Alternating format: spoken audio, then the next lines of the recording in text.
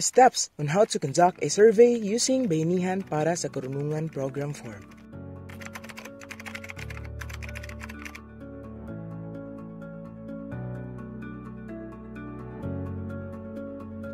Step 1. Go to your Play Store, search, and install the ODK Collect app ug i-open ang app. Ug make sure nga naa kay internet connection to download the app. Pag human nimo open sa app, tuplo ka ang manually enter project details but diri nga area i-apply ni, then tuplo ka ang add. Dili na kinahanglan og internet connection kung mag-encode sa imong data sa form.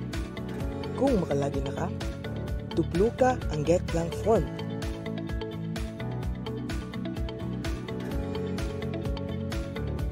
And uncheck CVSP and APANA. Then, select Get Selected button below. Then click OK. Select Fill Blank Form button ug tuplo ka ang imong form binasiri ang mga required na information.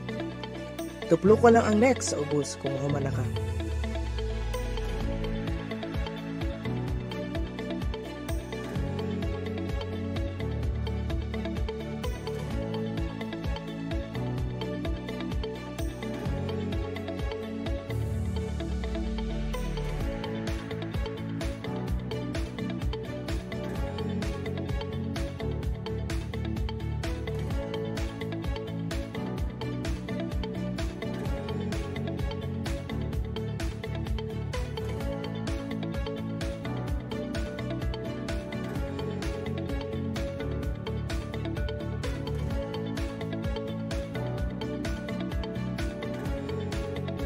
Diri nga part, pilia una kung asa ka nga district.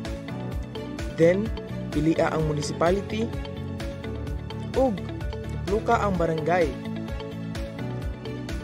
After ana, pili og purok. Ug diri nga area is optional. Pwede na nga dili nimo ansiran. Then, proceed.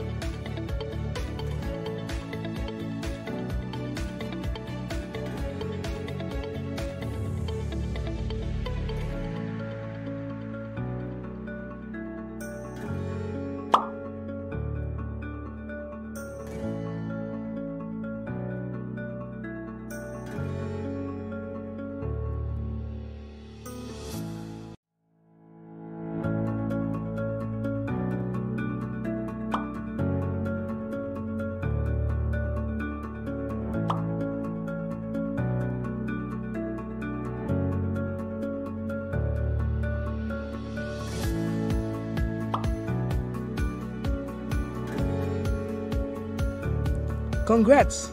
Humana ka! Tuplo ka lang ang Save Form and Exit button.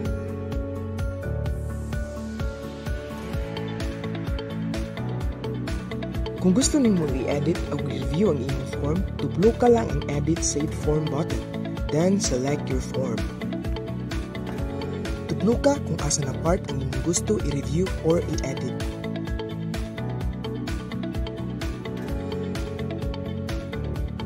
Kung humana ka og review or edit sa imong form, pwede na nimo i-send ang imong finalized form. Tuplo ka lang ang Send Finalized Form button.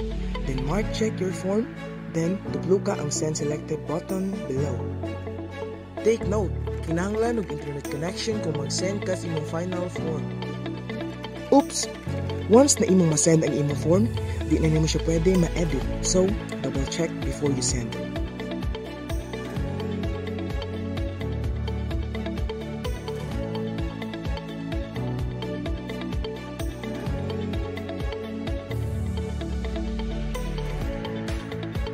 Kung gusto nimo i-view imong sent form, tuplo ka lang ang View Sent Form button.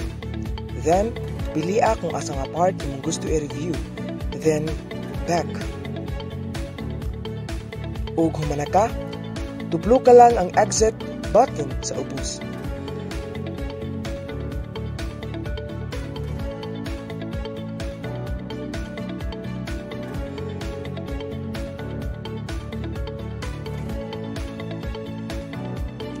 Simple lang ang atong application. Pero importante kini aron mas mapadali nato ang pag-develop sa PPSK idle read measurement and monitoring system. Making education inclusive and accessible towards golden future.